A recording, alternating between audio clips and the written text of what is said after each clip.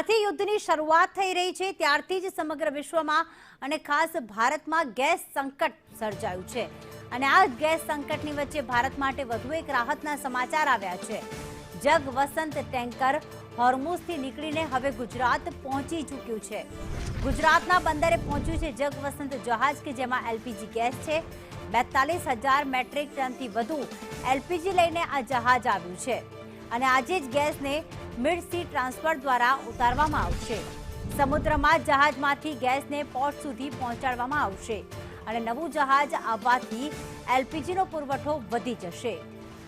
ઉપેન્દ્ર ગોહિલ અમારી સાથે જોડાઈ ગયા છે। ઉપેન્દ્ર, વધુ એક જહાજ એલપીજી લઈને આવી પહોંચ્યું છે કંડલા બંદર પર, ત્યારે શું વધુ અપડેટ છે તેને લઈને?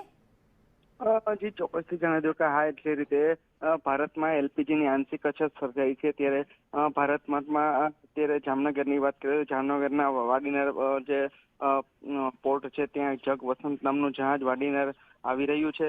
અગાઉ શિવાલિક અને નંદાદેવી જે જહાજ છે તે એલપીજી ગેસ લઈને ભારતમાં આવ્યા હતા અને ત્યારે ફરીથી એક વખત આજે એલપીજી ગેસ લઈને જે જગ વસંત નામનું જહાજ આવ્યું છે।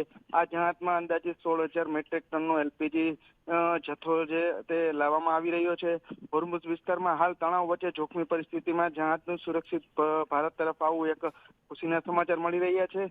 હાલ તો આ જહાજ છે જે વાડીનારથી અંદર નોટિકલ માઇલ દૂર દરિયામાં છે।